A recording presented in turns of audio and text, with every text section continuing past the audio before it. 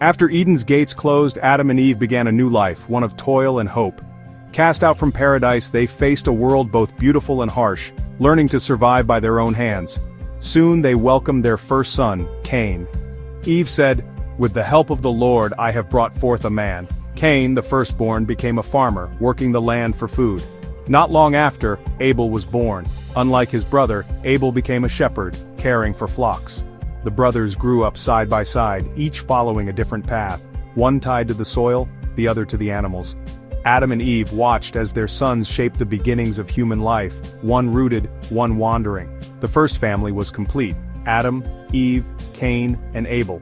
Two brothers, two ways of life, both under the same sky. Their story, simple at first, would soon become a tale of faith, rivalry, and choices that would echo through history. The world was new, and so were the challenges of family, work, and worship. In this fragile beginning, the seeds of both greatness and tragedy were sown. The first family's journey was about to take a dramatic turn. What started as hope would soon be tested by jealousy and fate. The story of Cain and Abel was about to unfold. As they grew, Cain and Abel each brought an offering to God, a gesture of gratitude and worship. Cain, the farmer, gathered produce from his fields. Abel, the shepherd, chose the best firstborn of his flock. Both gifts reflected their work, but their hearts were different. Cain's offering was routine, perhaps lacking true devotion. Abel's was generous, given with faith and sincerity. The difference was subtle but crucial. One gave out of duty, the other out of love. Their offerings became a test, not just of what they gave, but why. God, who sees the heart, would soon respond. The brothers stood before their Creator, each hoping for acceptance. Their choices in this moment would shape their destinies. The act of giving revealed more than their skills, it revealed their souls. In this ancient ritual, the seeds of conflict were planted. Two brothers, two offerings, and a single moment that would change everything. The stage was set for a lesson about faith, intention, and the consequences of the heart. What mattered most was not the gift, but the spirit behind it. The moment arrived. Cain and Abel presented their offerings to God. God accepted Abel's gift, a sign of favor and approval. Abel's faith and sincerity shone through, and his offering was received with grace. But Cain's offering was rejected. The reason wasn't the gift itself, but the spirit in which it was given. Cain's heart was not fully in it, his devotion was lacking. The rejection stung deeply, not just as a failed ritual but as a personal blow. Abel's acceptance became a source of pride, while Cain's rejection bred resentment. The brothers stood divided, one affirmed, the other wounded. God's response revealed a timeless truth. True worship comes from the heart. The difference between the brothers was not in their work, but in their willingness to give their best. This moment of divine judgment set the stage for tragedy. Cain's disappointment grew into something darker. The rift between the brothers widened, fueled by jealousy and shame. What began as an act of worship became the root of conflict. The story was no longer about offerings, but about the choices that follow rejection. The consequences of the heart would soon unfold. Cain's anger burned as he saw Abel favored by God. His face fell, shadowed by jealousy and wounded pride. Abel's joy only deepened Cain's resentment. God saw Cain's turmoil and spoke, "Why are you angry? If you do well, will you not be accepted?" God warned him, "Sin is crouching at the door. Its desire is for you, but you must rule over it." Cain was given a choice: master his anger or let it master him.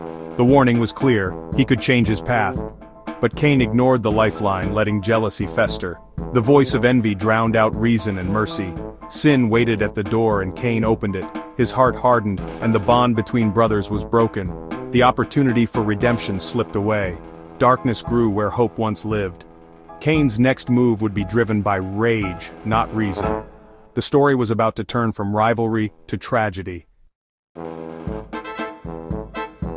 Consumed by anger, Cain lured Abel into the field. There, away from all eyes, Cain struck, committing the first murder. The earth drank Abel's blood, and innocence was lost. God called to Cain, "Where is Abel your brother?" Cain replied, "I do not know. Am I my brother's keeper?" But the truth could not be hidden. God declared, "Your brother's blood cries to me from the ground." The crime was exposed. The earth itself bore witness. Cain's denial could not erase his guilt. The bond of brotherhood was shattered, and the world changed forever. The first act of violence echoed through creation. God's question was not for information, but for confession. Cain's heart remained hard, refusing responsibility. The ground, once a source of life, now testified against him. Justice demanded an answer. The consequences of Cain's choice were about to be revealed. God pronounced Cain's punishment. The ground would no longer yield to him. The earth, stained by Abel's blood, became Cain's curse. No longer a farmer, Cain was condemned to wander, a fugitive and exile. Overwhelmed, Cain cried, "My punishment is more than I can bear. Whoever finds me will kill me." Yet God showed a strange mercy. Whoever kills Cain will suffer vengeance sevenfold. God placed a mark on Cain, a sign of protection amid judgment. The mark's nature is unknown, but its message was clear. Cain was not to be killed. He would live as a warning, not as a martyr. Justice was served, but not without a measure of grace. Cain's life would be one of wandering, forever marked by his actions. The first murderer became the first exile. The story of sin was also a story of mercy. Cain's fate was to live with the consequences, not escape them. The mark was both a curse and a shield. The lesson, even in judgment, there can be protection. Marked and exiled, Cain left the presence of the Lord and settled in the land of Nod, the land of wandering. Despite his curse, Cain built a new life. He found a wife, had a son named Enoch, and built a city in his son's name. The first murderer became the first city builder, seeking stability in a world of exile. Cain's descendants pioneered new skills, herding, music, metalwork. Out of tragedy, civilization began to grow. The city of Enoch became a foundation for future generations. Cain's line developed arts and technology, shaping early human culture. Even in exile, humanity's drive to create endured. The world expanded, families multiplied, and new communities formed. Cain's story was not just one of punishment but of adaptation and survival. The legacy of the first exile was both warning and possibility. Adam and Eve's story did not end with Cain and Abel. In their grief, they had another son, Seth, a new hope for their family. Seth's birth marked a turning point. Through him, a line of faith continued. The Bible traces humanity's story through Seth's descendants, leading to Noah and beyond. After Seth, Adam and Eve had other sons and daughters. These unnamed children explain how early humanity grew and spread.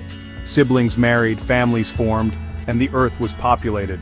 The world was not empty, but filled with a growing clan. Adam lived for centuries, fathering many generations. The early world was shaped by this expanding family. Through Seth, people began to call on the name of the Lord, renewing faith. The story of the first family was one of loss, renewal, and the beginnings of civilization.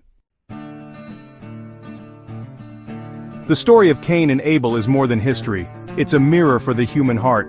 It warns of jealousy's power to destroy, and the need to master our emotions.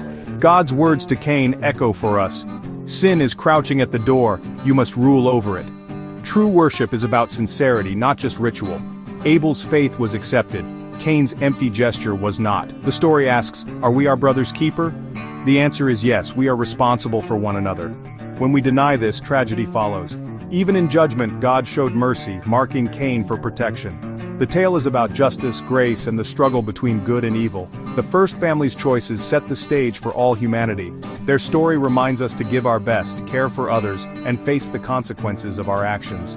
In the struggle between darkness and light, the lessons of Cain and Abel endure. The ancient story still speaks, calling us to choose compassion over envy and faith over fear.